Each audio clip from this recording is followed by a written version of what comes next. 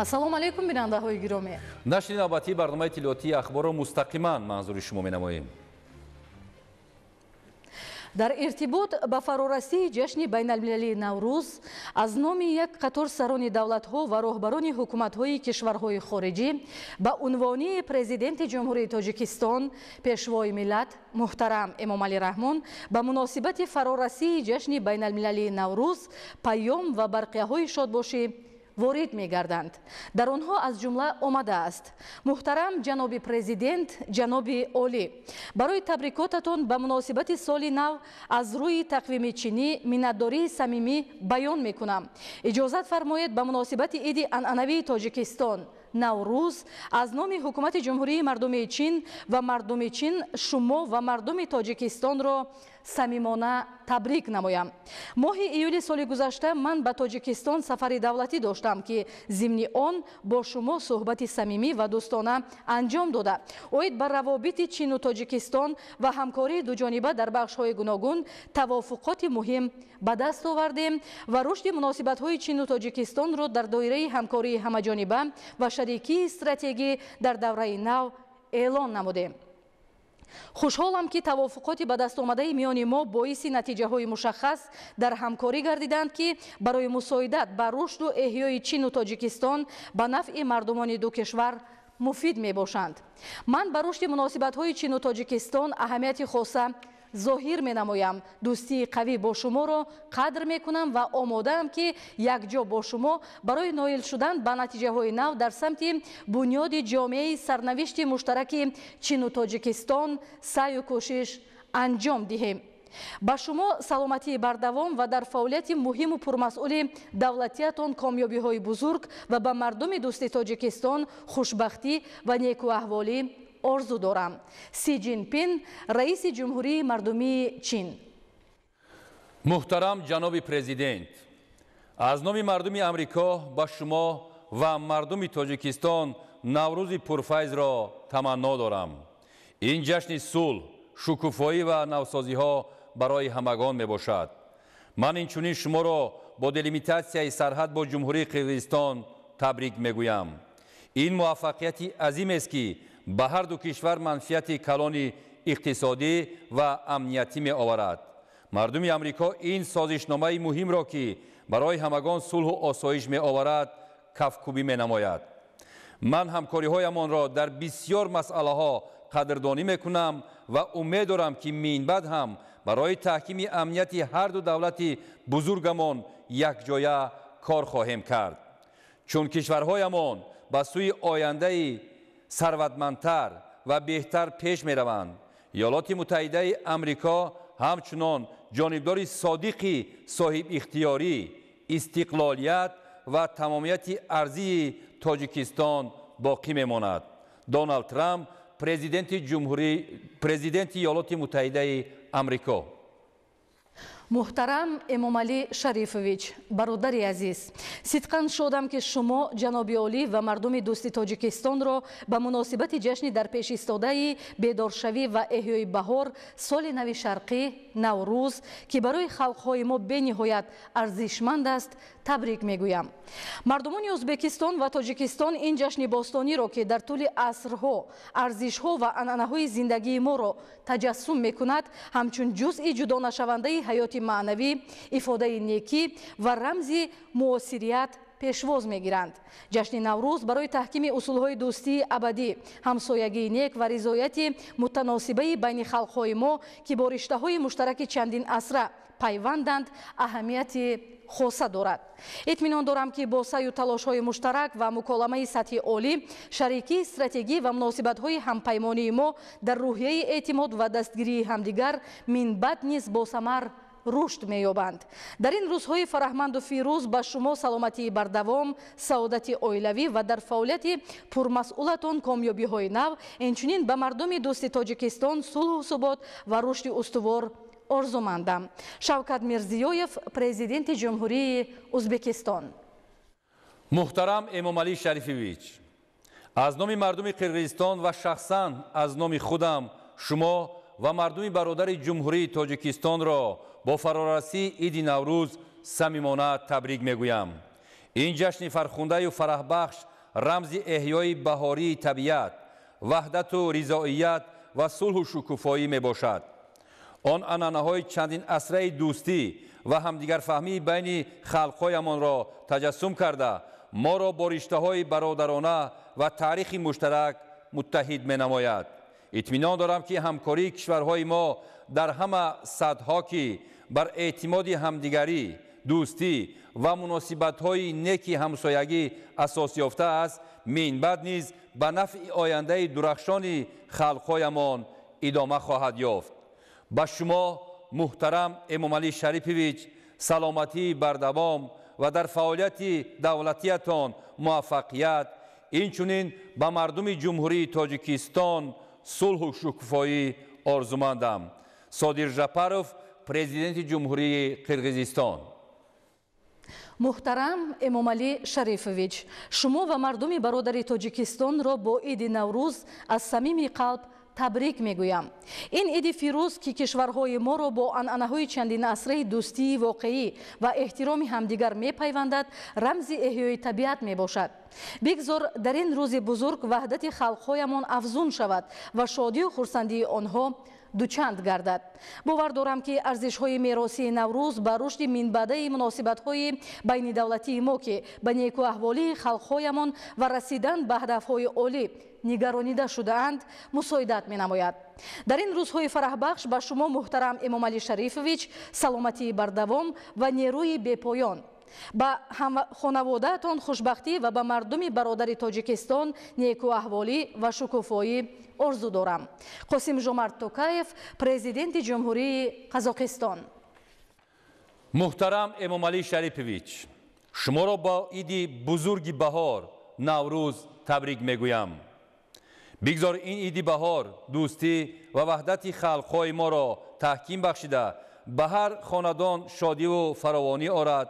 бигзор Наврӯз, ки бар арзишҳо ва анъанаҳои муштараки мо асос ёфтааст, ба кишварҳоямон некиву шукуфоӣ оварад.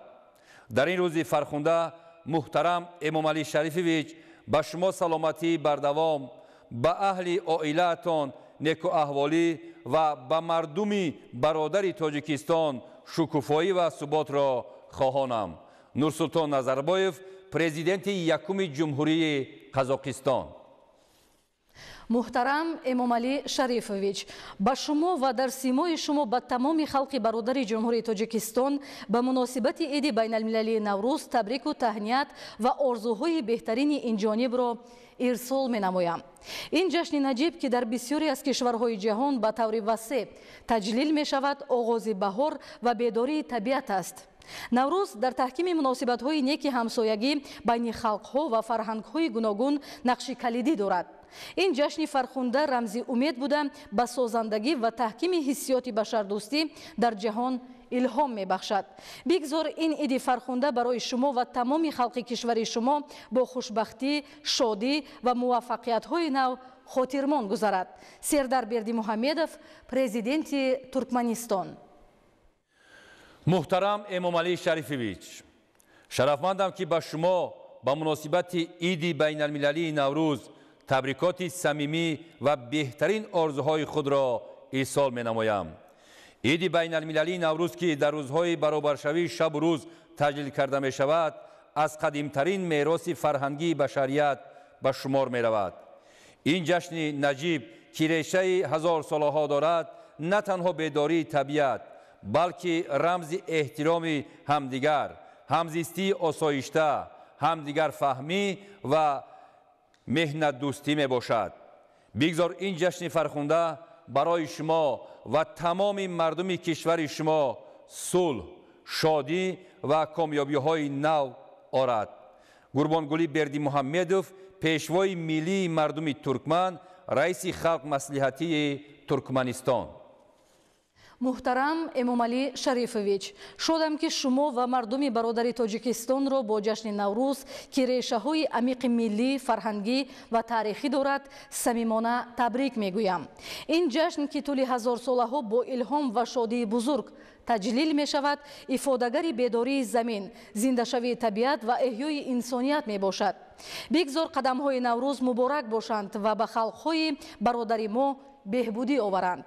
этминон дорам ки шарикии стратегии Озарбойҷон ва Тоҷикистон ки аз таърихи муштарак ва арзишҳои ғании миллию маънавии мо манша мегирад, бо шарофати заҳматҳои муштараки мо минбаъд низ рушду таҳким хоҳад ёфт. дар ин рӯзҳои ҷашнии соҳибқадр ба шумо саломатии бардавом, саодат ва дар фаъолияти олимақоми давлатиятон комёбиҳои минбаъда ба нафъи ҷумҳурии бародари Тоҷикистон ва халқи он орзу дорам. Илҳом Алиев, президенти ҷумҳурии Озарбойҷон. ҷаноби оқои Эмомалӣ Раҳмон, президенти муҳтарами ҷумҳурии Тоҷикистон, фарорасии иди Саиди Бостонии Наврӯз ҳангомаи рӯиши муҷаддади табиат ва умед ба ояндаи неку оғози соли 1404 ҳиҷрии шамсиро 2025 ба ҷаноби олӣ ва мардуми азизи ҷумҳурии Тоҷикистон самимона табрик мегӯям. баҳор нуқтаи эътидоли табиат ва хостгоҳи меҳрубонӣ, ҳамдилӣ ва тароват аст. умедворам дар соли ҷадид шоҳиди таҳаввули шигифтангез дар муносиботи ду кишвар ва ҳолу аҳволи зиндагии миллатҳоямон бошем. аз худованди мутаол саломатӣ ва муваффақияти ҷаноби олӣ, беҳрӯзӣ ва шодкомии мардуми ҷумҳурии Тоҷикистон ва ҳамчунин тавсияи беш аз пеши равобиту ҳамкориҳои кишварҳои ҳавзаи тамаддуни Наврӯзро орзу дорам. Масъуди Пизишкиён, президенти ҷумҳурии Исломии Эрон.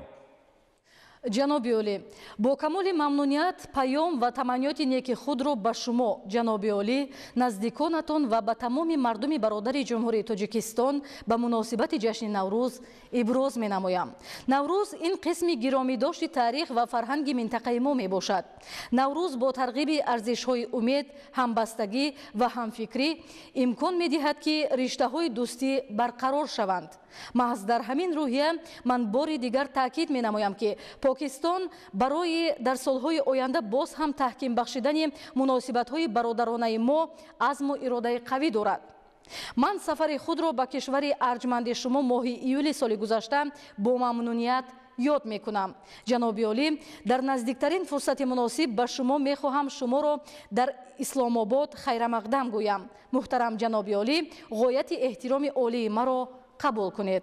Муҳаммад Шаҳбоз Шариф, сарвазири ҷумҳурии Исломии Покистон.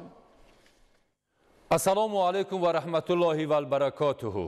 боиси хушнудист ки ҷаноби олиро ба муносибати ҷашни Наврӯз самимона табрику таҳният гуфта, барояшон саломатию саодатмандӣ ба ҳукумат ва мардуми ҷумҳурии Тоҷикистони бародар минбаъдаро орзу намоям.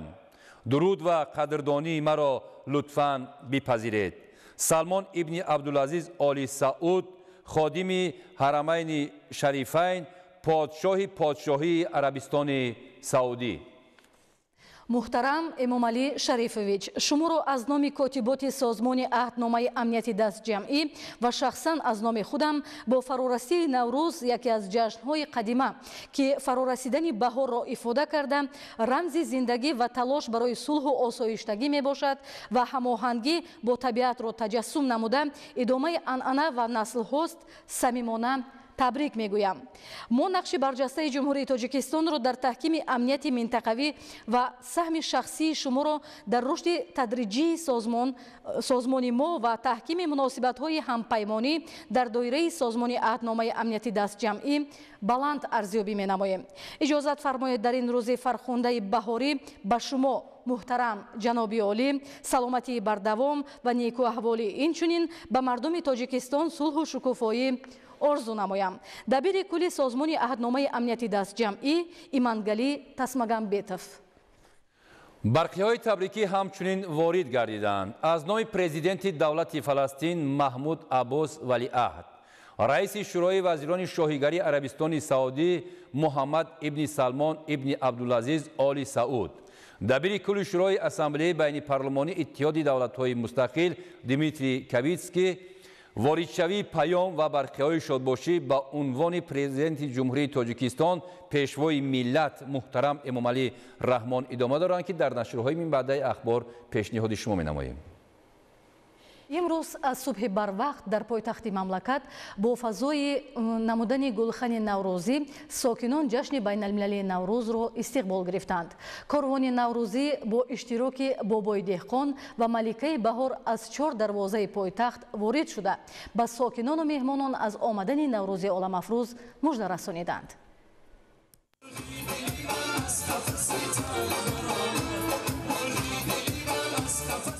тантанаҳои ҷашнӣ ба муносибати истиқболи шоиста аз ҷашни байналмилалии наврӯз дар пойтахти тоҷикистони соҳибистиқлол шаҳри душанбе аз соати 3 субҳ оғоз гардид.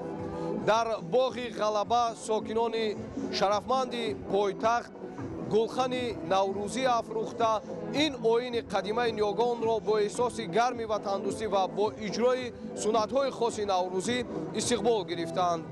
дар шаҳри душанбе аз 4 дарвозаи пойтахт корвони наврӯзӣ вориди шаҳр мегардад ва бобои деҳқон ва маликаи баҳор сокинону меҳмонони пойтахтро аз омадани наврӯзи хуҷастапаи оламафрӯз мужда медиҳанд. ёдовар мешавем ки ба муносибати истиқболи шоиста аз ҷашни байналмилалии наврӯз соли ҷорӣ дар пойтахти мамлакат тадбирҳои зарури роҳандозӣ гардидааст ва ин оини қадимаву нек ҷашни байналмилалии наврӯз бо шукӯҳу шаҳомати хос таҷлил карда мешавад. тантанаҳои пуршукӯҳи наврӯзӣ дар шаҳри душанбе аз соати 3 субҳ оғоз гардид. дар ин тадбири мубораку хуҷаста сокинону меҳмонони пойтахт ва сайёҳони хориҷӣ иштирок намуданд. шодиву нишоти сокинон ҳадду канор надошт. бо чеҳраҳои хандону қалбҳои саршори муҳаббату самимият мардум ҷашни байналмилалии наврӯзро истиқбол намуданд.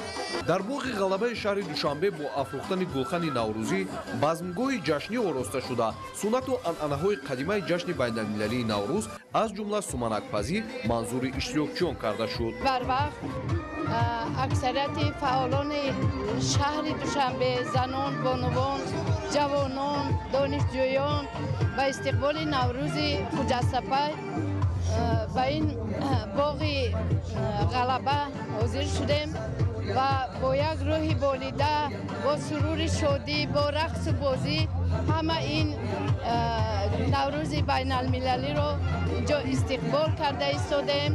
аз фурсат истифода бурда тамоми мардуми тоҷикистон, тамоми сокинони шаҳри душанберо ба ин иди пуршукӯҳ муборакбод мегӯям ва бошад ки доимо зиндагии мо мисли ҳамин суруди тарона бошад, сулҳу осоиш бошад, осмони соф бошад. сол аз сол наврӯз пуршукӯҳтар гашта истодааст, ҷаҳонӣ шуд аллакай.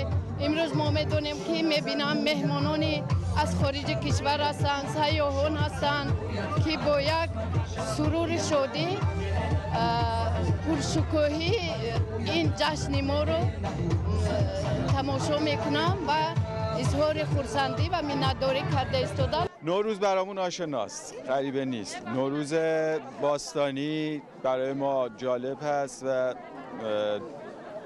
دوست داریم ببینیم و از اینکه نوروزتون رو به این سبک میبینیم خوشحالیم و دوست داریم که شرکت کنیم در نوروزتون. یه جشن خاص و فوق‌العاده‌ایه که ما تازه اولین بار داریم میبینیم و خیلی جذابه. جشنی که از تاریکی شب تا صبح تا روشنایی صبح همه دارن میرقصن که شب و تاریکی رو به صبح برسونن. واقعا جذابه با یه آتیش خیلی زیبا. ممنونم، خیلی خوش میگذره به ما. خیلی خوشحالم و خرسندم که اینجا گرامی داشته میشه و به شادی این سنت‌های آب و اجدادی حفظ شده و احساس غریبگی نمی‌کنم. احساس می‌کنم در یه جای دوست و آشنا هستم و این سنت قدیمی هزاران ساله گرامی داشته شدنش احساس می‌کنم یه نیروی جدید بر فرهنگ کهن این قوم هزاران ساله است. ساکنان و مهمانان پایتخت در برنامه رنگین فرهنگی اشتراک نموده سال نو ملی را با احساس گرمی وطندوستی با خوشی و حرف شکرانه از فضای آرام و آسوده میهن تجلیل نمودند. дар базмгоҳ барои сайёҳони хориҷӣ ҳамчун рамзи наврӯзӣ таомҳои миллӣ ва ғизоҳои наврӯзӣ аз ҷумла суманак тақдим карда шуд. Сайёҳони хориҷӣ аз истиқболи пуршукӯҳи ҷашни Наврӯз дар шаҳри Душанбе ба ваҷд омада андешаҳояшонро чунин иброз намуданд. من آرش هستم، یک ایرانی که از آلمان میام و واسه اولین بار اومدم تاجیکستان تا آیین نوروزی رو تو شهر دوشنبه تاجیکستان ببینم. واسه من خیلی جالب بود که یه دیدگاه دیگه اینجا رو ببینم، چون همیشه نوروز رو تو کشور خودم ایران دیده بودم. خواستم ببینم که تاجیکی‌ها چطور جشن میگیرن اینجا رو، که واسه من خیلی همه چی قشنگ اومد. کل شهر خیلی قشنگ آذین شده واسه به استقبال نوروز رفتم و امشب اومدیم اینجا ساعت 3 صبح و داریم این جشن زیبا رو می‌بینیم که واسه اولین بار اومدم. میگم چقدر قشنگ هست و مردم لباسای خیلی قشنگی پوشیدن و خیلی زیبا دارن این آیین رو جشن میگیرن. منم به نوبه خودم سعی کردم لباسی تهیه کنم و تو این جشن شرکت کنم. همه چی تا الان خیلی عالی بوده. من گردشگر از ایران هستم. برای مراسم نوروز آمدم تاجیکستان. بسیار بسیار مردم خونگرم، مهمان نواز و از خودمون میدونیم انقدر به ما نزدیکن که من به همه توصیه میکنم که برای نوروز بیان تاجیکستان. نوروز رو در تاجیکستان چگونه جشن گرفتید از دیدگاه شما؟ شادی مردم خیلی برای من قابل به اصطلاح چی میگن خیلی عالیه. مردم خیلی شادن و بعد به سنتاشون خیلی پابندن. این خیلی خوبه و امیدوارم که همینطور باشه و این سنت ها بیشتر بین مردم بمونه. سمنوشون خیلی خوشمزه است، دست پزندش درد نکنه. бояд гуфт ки наврӯз аз қадимтарин ҷашнҳои миллати тамаддуннофару фарҳангсолори тоҷик мебошад ки дар замони соҳибистиқлолӣ ба унвони таърихии худ аз нав эҳё гардид. баъд аз ба даст овардани истиқлоли давлатӣ ин ҷашни бузурги аҷдодӣ наврӯзи оламафрӯз аз нав эҳё шуда бо риояи оину анъанаҳои некаш дар саросари мамлакат таҷлил мегардад. бо мақсади пуршукӯҳу хотирмон ҷашн гирифтани наврӯзи оламафрӯз барои иштирокдорони тантанаҳои ин ҷашни бостонӣ барномаи фарҳангӣ бо суруду таронаҳои наврӯзӣ пешниҳод карда шуд. One of the things that I love about Dushanbe is that there's so many parks and places to enjoy being outside, and you can see the changes with in terms of renewables and electric taxis, which is the UK. For UK, tackling climate change is a priority, and for Tajikistan the same. Navrouz, so it's my first time celebrating Navrouz in Dushanbe, but I'm very much looking forward to seeing the different celebrations, the wonderful clothes and the traditions and various foods. So it's wonderful to be starting here this morning in Victory Park. Navrouz Mubarak. Good morning. My name is Salome Shtaib. I'm the director of the Swiss Corporation Office. It's wonderful to be here to celebrate with you Navrouz. So Navrouz Mubarak. And Navrouz means also rebirth, new beginnings. So it's beautiful to be here and to watch the wonderful celebrations. Journalist from China. It's my first time to experience Nowruz in person. Actually, in China, we also I kind of celebrated Nowruz because I was invited by Shanghai Cooperation Organization every year. So they invite different embassies from Middle Asia to celebrate this special day. But today is my first time to celebrate this festival in person, and I feel people are so happy. I saw the smiling in their face, and people gather together to dance, to sing songs. I think Nowruz is not just a festival. I think it creates a moment for people to unite together, to gather together, to share happiness together. So we also, in China, we have Chinese New Year. So Nowruz, I think we share the same values. Wonderful, special moment for people. And it's the best time. So please, I wish you happy Nowruz. Nowruz Mubarak. пас аз барномаи фарҳангӣ ва рақсу шодӣ соати 5 субҳ дар ноҳияи исмоили сомонии шаҳри Душанбе корвони наврӯзӣ бо иштироки бобои деҳқон ва маликаи баҳор аз боғи ғалаба тавассути кӯчаҳои марказии пойтахт ба назди муҷассамаи шоҳ Исмоили Сомонӣ раҳсипор шуда бо мусиқиҳои баҳорӣ ва нидои Наврӯз омад. Наврӯз ба ватани хеш омад. Ба сокинону меҳмонони пойтахт аз омадани Наврӯзи хуҷастапай мужда расониданд.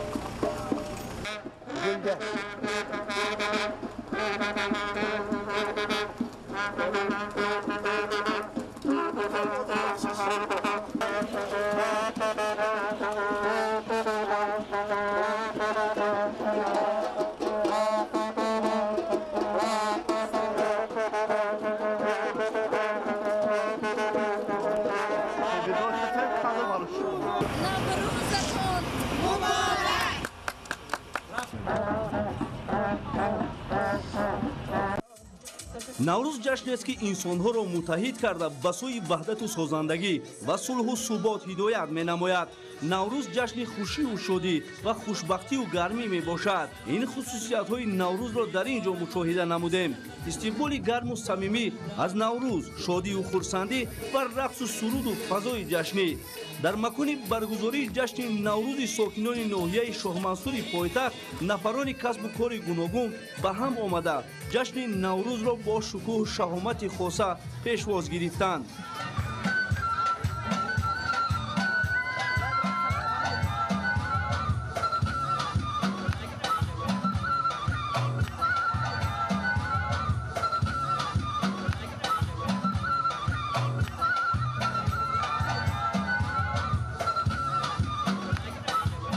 имрӯз барои мо боиси ифтихор ва сарфарозӣ аст ки сокинони шарафманди ноҳияи шоҳмансур дар қабили дигар шаҳру ноҳияҳо истиқбол аз наврӯзи байналмилалӣ мекунанд. мардум бо як шодию сурур, бо як хурсандӣ дар соати 3 субҳ аллакай аз наврӯз истиқбол мегиранд ва барои мо мардуми тамаддунофар, мардуми кӯҳанбунёд наврӯз махсусан яке аз анъана, яъне яке аз ҷашнҳои хеле ҳам қадимаи мо маҳсуб меёбад. ҳамин гуна тантанаҳои ҷашни наврӯзи байналмилалӣ дар ноҳияи шоҳмансури пойтахт аз даромадгоҳи дарвозаи шарқии душанбе бо ворид гардидани маликаи баҳор бо фойтуни худ оғоз гардид ки мужда аз баҳори нозанин ва наврӯзи байналмилалӣ ба сокинон дарак медиҳад. ёдовар мешавем ки наврӯзи байналмилалӣ бо ташаббуси бевоситаи президенти ҷумҳурии тоҷикистон пешвои миллат муҳтарам эмомалӣ раҳмон маҳз соли 2010 мақоми байналмилалӣ гирифтааст. сипас аз ин макон, яъне дарвозаи шарқии душанбе, корвони наврӯзӣ бо ҳузури маликаи баҳор дар иҳотаи карнайнавозону таблнавозон бо рӯҳияи баланди саршор аз шукргузорӣ аз сарзамини шукуфону гулфишони тоҷикистон ба ҳар гӯшаи ноҳияи шоҳмансур равона шуда ба сокинону меҳмонон навиди фарорасии соли нави аҷдодиро расониданд. корвони наврӯзӣ соати 5 субҳ бо ҳузури маликаи баҳор ба макони асосӣ майдони 800-солагии Москва баргузории чорабиниҳои наврӯзии ноҳияи шоҳмансур ворид шуд.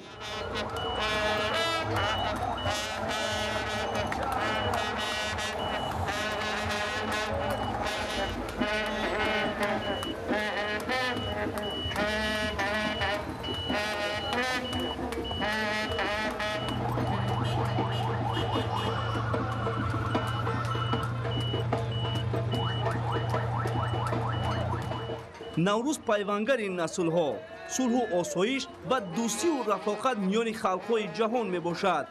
аз миёнаи моҳи март сар карда тантанаҳои наврӯзи байналмилалӣ дар тамоми қаламрави тоҷикистони азиз бо шаҳомати хоса ба роҳ монда шудааст ки аз он мардуми шарифи кишвар бо дилгармӣ ва меҳру садоқати беканор истиқбол мекунанд. сокинони ноҳияи шоҳмансури пойтахт дар майдони 800-солагии Москваи шаҳри Душанбе бо оростани базми наврӯзӣ оғози соли нави аҷдодӣ наврӯзи дилафрӯзро бо тантана таҷлил намуданд. бояд гуфт ки таҷлил ҷашни байналмилалии наврӯз дар тамоми ҷумҳурӣ ва пойтахт, ноҳия, маҳалла ва шаҳракҳо тавассути барномаҳои пуршукӯҳи идона, маҳфилҳои ҳунарӣ ва ҳисси ифтихор аз ватандорию шукуфоии мамлакат баргузор шуда истоданд.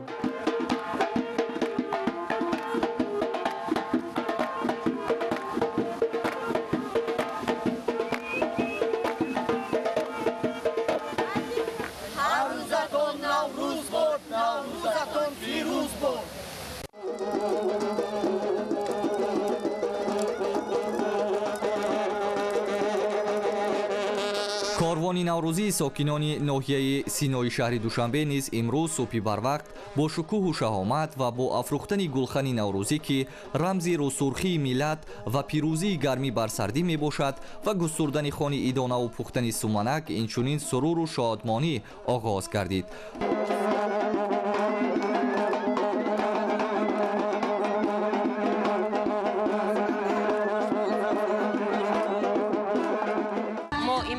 ساکنان ناحیه سینا نوروز عالم افروز را با یک خرسندی شکوه و شهامت با رقص و ترانه پیشواز گرفتیم. خرسند از آنیم که در تاجیکستان صلح و ثبات همیشه حکمران است. ما شکرانه از آن میکنیم که نوروز ما بین المللی گردیده با تشبث پیشوای ملت آن را در تمام جهان تجلیل میکنند. پس از بزم و طرب گرم و صمیمی ساکنان در گرد گلخن جشنی، کاروان نوروزی از دروازه غربی پایتخت کشور با حضور ملکه بهار در احاطه کرنای نوازان و طبل نوازان با روحیه بلند جشنی و با شکرگزاری از سرزمین شکوفان و گلفشان تاجیکستان وارد کوچه و خیابان‌های آزاده و پیراسته شهر دوشنبه شده به مردم نوید فرارسی سال نو اجدادی نوروز فروردین را رسانیدند. کاروان جشنی ساکنان ناحیه سینای پایتخت بار دیگر به سمع مردم با محبت و صمیمیت فرارسیدن فصل بهار با فروغ پیام نیک از نوروز عالم افروز با سجود آبشاران با خنده زرین آفتاب را به ارمغان آوردند. این شهادت آن است که اکنون کوه و دشت و دمن سبزپوش، مرغزاران گلپوش، همه جا سبز و پیراسته و پیر و برنا آزاده و آراسته ترانه نوروزی بر لب حماسه زیبایی و شکوفایی را وصف می کنند. تأکید بر آن می کنند که نفس گرمی نوروزی خجسته پی فرا رسید. قدومش را با دنیای وحدت دوستی به سرزمین نازنین، به ملت آزاده و تمدن آفر، به ملتی که آن را جهانی کرد، شکوه و شهامت و عمری دوباره داد مبارکباد بگوید.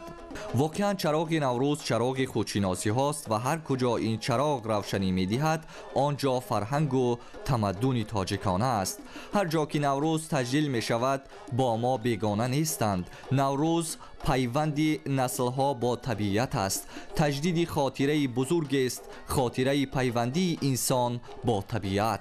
نوروز رمزی است که جد بزرگ ما هنگام مشاهده و تجربه از روزگاری هزار ساله اشان برایمان واگذاشته است. نوروز آرزو و آمال است که در مراسم و آیین‌ها منعکس شده است.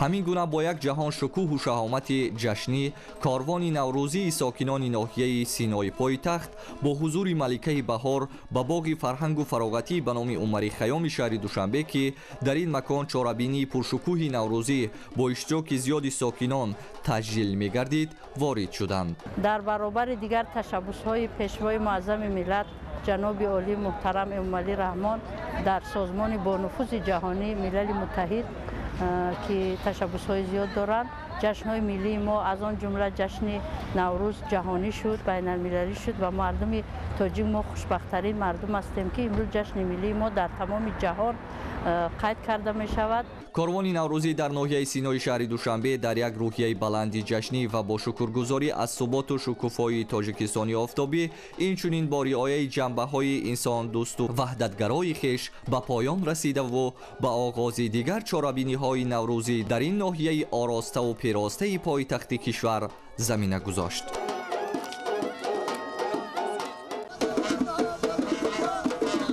کاروان نوروزی ساکنان ناحیه فردوسی شهر دوشنبه پیش از دمیدن صبح حرکت خود را به سمت باغ فرهنگ و فراغتی به نام ابوالقاسم فردوسی آغاز نمود. کاروان نوروزی ناحیه تحت عنوان کاروان شادی عبارت از اسب و فایتون ملکه نوروز گروه نوازندگان و اهل همراهان با صدای کرنه و طبل مردم ناحیه را از آمدن نوروز وطن آگاه نمودند. ما از صبح صدیق این نوروز را با یک شهامت با یک خرسندی پیشواز گرفته ایستادیم، خرسندی کرده ایستادیم، از اومدی بهار استقبال گرفته ایستادیم. برگزار نمودن کاروان نوروزی یکی از مراسم‌های اساسی این جشن اجدادی میباشد و جوهر آن را آگاه نمودن ساکنان از فرارسیدن روز نو یا خود نوروز تشکیل می‌دهد. امروزها جشن بین‌المللی نوروز در تمام قلمرو مملکت توسط برنامه‌های پرشکوه ایدانه، برگزاری برنامه‌های هنری با حس افتخار از وطنداری و شکوفایی مملکت و ارج گذاشتن به میراث پرغناوت نیاگان تجلیل گردیده ایستاده است. نوروز جشنی صرف طبیعی، رمزی بیداری طبیعت، پیوندی ناگسستنی و جاویدانه انسان با طبیعت و پیک شادی و سروری خرد و بزرگ می باشد. بنابراین ما آن را همچون میراث پرغناوت فرهنگیمان نه فقط تجلیل می نماییم، بلکه برای آموختن و برقرار کردن رسم و آیینی از بین رفته آن تلاش میکنیم. نهایت کاروان نوروزی مقامات اجرایی حاکمیت دولتی ناحیه فردوسی شهر دوشنبه به سحنگاه نوروزی یعنی به باغ فرهنگ و فراغتی به نام ابوالقاسم فردوسی رسید و ساکنان ناحیه با صمیمیت خاص و رقص و شادی از آن استقبال نمودند.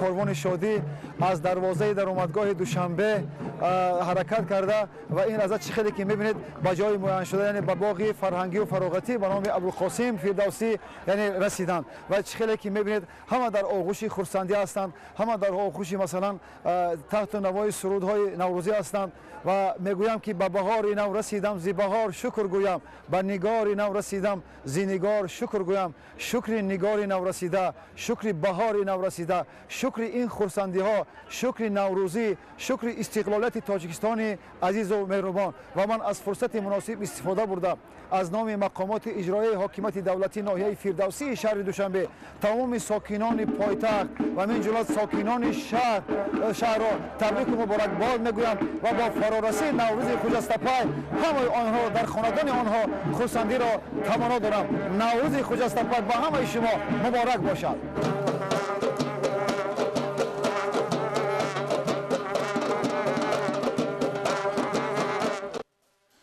با جهانی شدن جشن نوروز رسالت و نقش آن در سمت گسترش همکاری و تبادل فرهنگ‌ها، حسن تفاهم بین ملت‌ها و تحکیم صلح و ثبات در بین خلق‌های عالم باز هم تقویت پیدا نمود.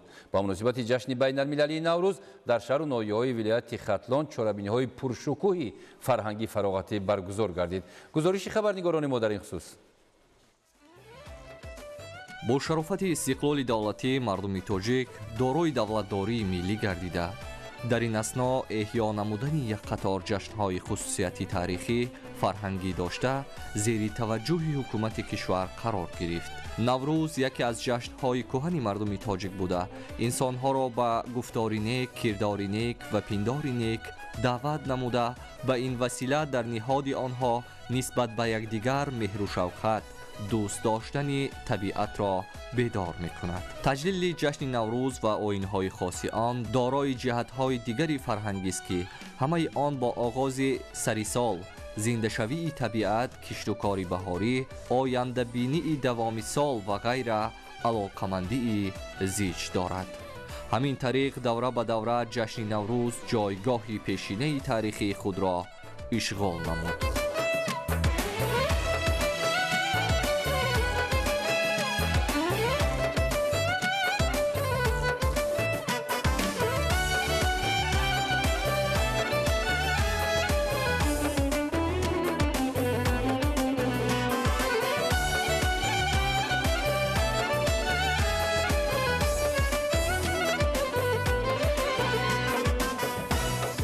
امروزها در سطح بلند تجلیل نمودن نوروز و دیگر جشن‌های اهمیتی فرهنگی تاریخی داشته که عصرها مردم ما آنها را همچون ارزش‌های فرهنگی حفظ نموده و تا به نسل امروز انتقال داده بودند از دستاوردهای ملی و دولتی مردم تاجیک دانسته می‌شوند.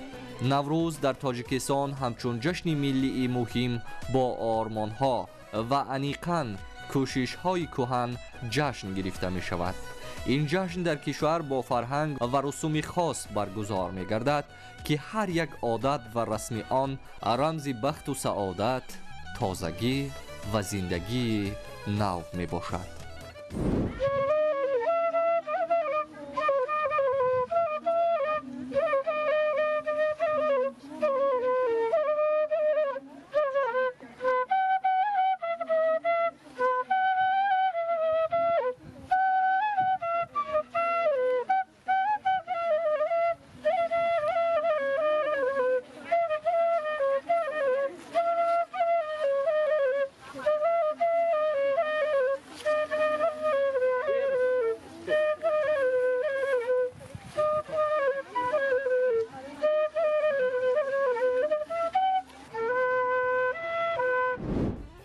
باعث افتخار است که سالهای اخیر جشن نوروز در گوشه و کنار مناطق کشور با اشتراک وسیع عامه مردم با خصوصیت خاص و فرق کننده تجلیل می یابد. هر یک شهر و ناحیه وابسته به عرف و عادت، عنعنه، جشن و مراسم و رسوم محلی خویش نوروز را جشن می گیرد.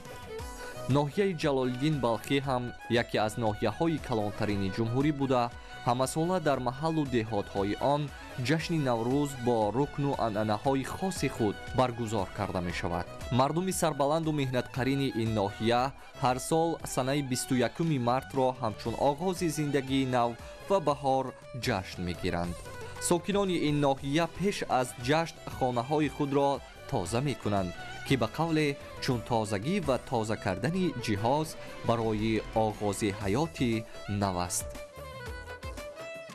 نوروز این یکی از جشن‌های قدیمی ملی مردم تاجیکان میباشد.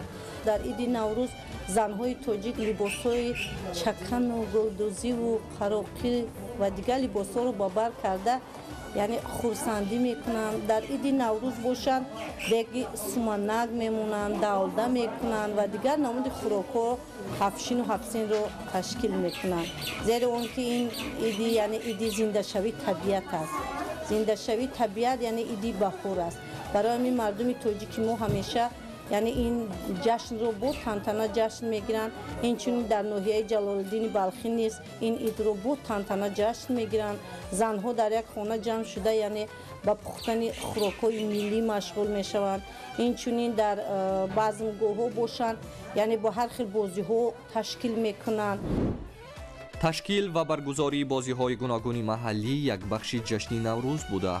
بدون اجرایش آنها در یگان دهه ناحیه جلال‌الدین بلخی، ولایت ختلان و منطقه‌های دیگر کشور نوروز جشن گرفته نمی شود. هر سال با مناسبت جشن نوروز مردم ناحیه بازی‌های عنعنوی را از قبیل گشتینگیری و غیره دایر می‌نمایند که برای خوبتر و بهتر گذرانیدن جشن نوروز مساعدت می‌نماید. نوروزی در باغ‌ها میشوند، در خانه‌ها میشوند، در همه جا نوروزی میشوند. این حاضر میبینیم با دیگه اینا بندکشی میکنند، سنگک بازی، اینا در خونه همه چیز میپزند. سومنک در جوش ما کفچه زنیم، دیگران در خواب ما دفچه زنیم. سومنک بوی بهار، میوه سبزی زنده، مردم همه در کشت کار. بعد ادای این سنت ها به تهیه خوانی نوروزی یعنی هفت شین و هفت سین می پردازند. دستورخوان نوروزی را با 7 نامگوی نوروزی می آرایند. عادتاً در روز نوروز مردم تاجیکستان از جمله ساکنان ناحیه جلال‌الدین بلخی ولایت ختلان یکدیگر را با خورسندی زیاد و خوراک‌های مخصوص نوروزی می‌پذیرند. سومنک که یک خوراک عنعنوی نوروز می باشد با گندم تیار می شود و آن را در سوخته‌های مخصوص می جوشانند. عادتاً چند دختری جوان از خانه به خانه رفته سومنک را می پزند و در روند پختن آن صحبت‌های خاص و گاه رقص و بازی دایر می کنند. در نوروز مردم به رقص و سرودخوانی که با موسیقی خاص همراه می شوند شادی خود را افاده می نمایند. نوروز نه تنها یک جشن بلکه نشانه فرهنگ قدیمه و همچنین ارزش‌های مردم تاجیکان است. هنگام برگزاری این جشن باستانی عادتاً آدمان همدیگر را به دوستی، امانی و رفاقت دعوت می نمایند. نوروز برای مردم تاجیکستان نه تنها یک جشن بلکه یک جزء اصلی فرهنگ خویش است. آن همزمان یک مبارزه فرهنگی و تاریخی می باشد که آن را مردم با احترام و محبت زیاد دوست می دارند. نوروز به تاریخ مردم تاجیکستان و اهمیت احیای طبیعت و زندگی نو مساعدت می کند. نوروز نوجوان است، نوروز جاویدان است، از روزگار دیرین زیباترین نشان است. ای دوست بیا باز به نوروز رسیدیم، نو قصه بپرداز به نوروز رسیدیم. در پرده گل باد نوا کرده پریشان، ای مرغ خوش آواز به نوروز رسیدیم. امروز بهار آمد، با پرده نگار آمد، وی از پی کار آمد. نوروزی مبارک باد، پیروزی مبارک باد.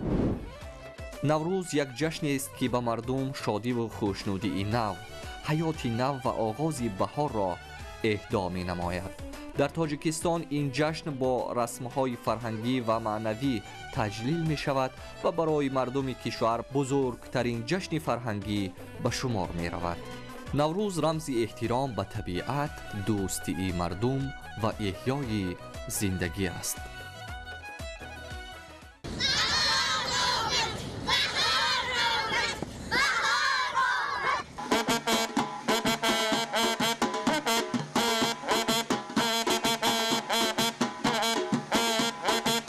جشن زیبای نوروز را ساکنان ناحیه دوردست ناصر خسرو نیز با آراستن هر گونه بزم‌های نوروزی استقبال نموده ایستادند. ساکنان با یک فرح و شادمانی و روحیه بالیده با اجرای عرف و عنعنه‌های نیک نوروزی آن را استقبال می‌گیرند و کشاورزان برای باز هم پرفیض گردیدن خوان هموطنان دانه امید می‌پاشند.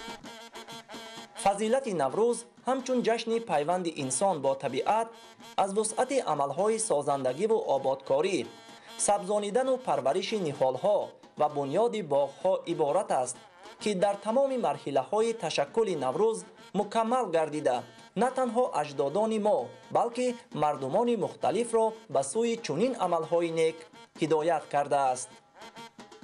مقام جهانی را صاحب شدن نوروز هم امروز در شرایط جهانی شوی پرابلم‌های بشری تمام مردم سیاره را به انجام عملهای عالی انسانی راهنمون می‌سازد.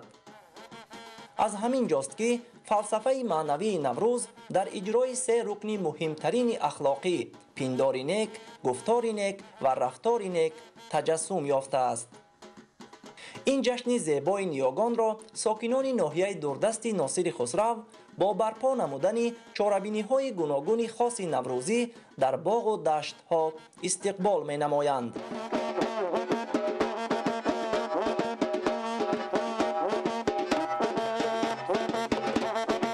همه ساله در فصل بهار در دهات ما با خانه‌بروران مشغول می‌شویم.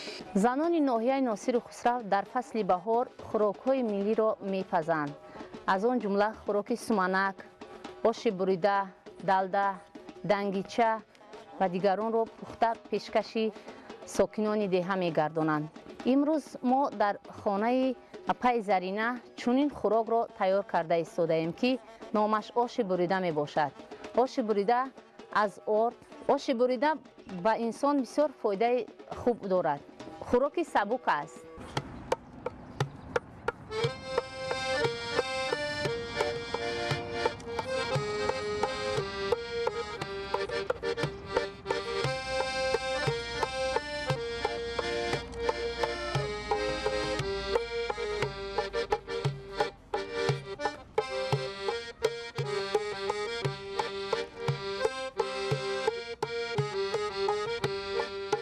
واقعا هم بزرگداشت نوروز عموماً بزرگداشت تاریخ و تمدن بشری است که در طول هزار ساله ها ارزش‌های نیک انسانی را در خود تجسم کرده است.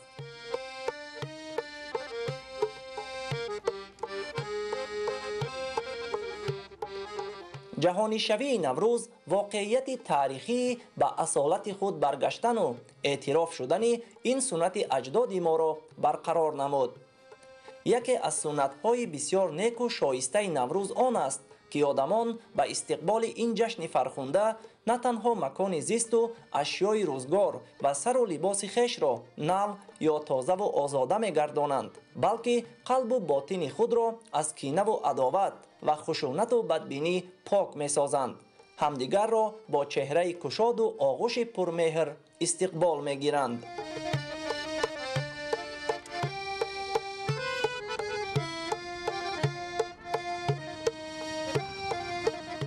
سومنک را ما زیاده از 10 روز در آب گرم تر کرده در بخی پلتای گرم مانده. اگر هوا سرد باشد، اگر هوا سلقین باشد، مثال آفتاب باشد، در آفتاب میبروریم، یکم در آب تر میکنیم، دویم بعد میگیریم در لگنو تنگ میکنیم. هر روز سحر ابد بیگه آب میچوشیم، چونکه او چی شود سبزه که بلندتر شد کم ترک، بعد میکوبیم، بعد کف میکنیم، در طبقه ایله قطی میگیریم آبشه، بعد خمیر قطی ارارش میکنیم، کمتر روغن چورمغز چیورا کلون کلون در تگ دیگ میاندازیم، بعد سومنک تیار کردگی محصولات مونه میریزیم، علاوه میمونیم. یک شب یک روز سومنک میجوشد، بعد میپزد. ما دوغ میکشیم در چخچه، لذت دوغ ما بسیار بامزه هست. ما برای انعنه نوروزی تیاری دیده استیم. این از آچه ها و مامه ها موندگی است. این ما گرفته بسیار لذت میبریم. از این قروتو میکنیم، قرود میکنیم، مسکه میکنیم، روغن میکنیم، همه چی را از همین چیز استفاده میبریم. دوغ خانگی بسیار بامزه هست. هر سال ما از همین قروتو میکنیم، نوروزی ها در 8 مارس.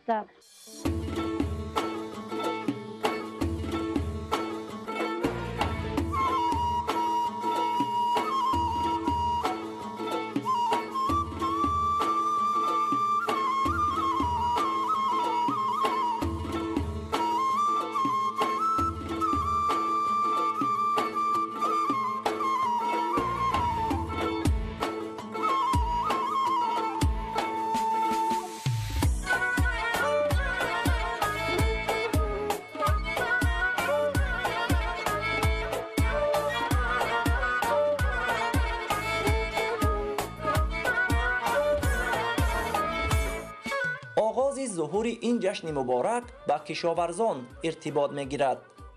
از این روز که با آمدن و رسیدن مژده نوروز در زمین دانه امید میپاشند.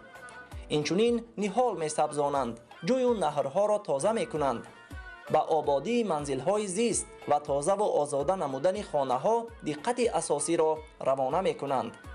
نوروز را جشن پرورش روح و معنویات سالم، پندار و گفتار و کرداری نیک میشناسند. هر یک ساکن ناحیه ناصر خسرو خوشبخت از آن است که در دوران استقلالیت نه تنها همه انعنه و سنت و رسوم نیک نوروزی احیا گردیدند، بلکه صفتاً بهتر شدند، شکوه و شهامت خاصه را به خود کسب کردند.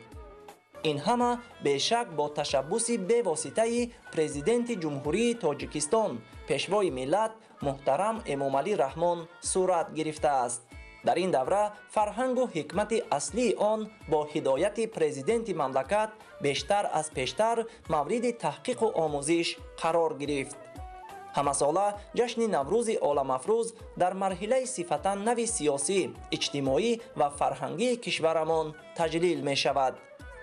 ساکنان ناحیه ناصر خسرو گزاری چاره‌بینی‌های زیبای جشنی با درک عمیق رسالت تاریخی و قرض شهروندی خویش و با شکرگزاری از دوران استقلالیت و دولتداری ملی بهر شکوفایی دیار خود کمر همت بسته فعالیت بنیادکاری و سازندگی را به معیار هر روزه زندگی تبدیل داده حفظ مقدسات ملی و احساس وطن دوستی و افتخار وطنداری را وظیفه مقدس خود می شمارند و با مهنت سازنده و بنیادکارانه خود در شکوفایی وطن عزیزمان سهمگذاری می نمایند.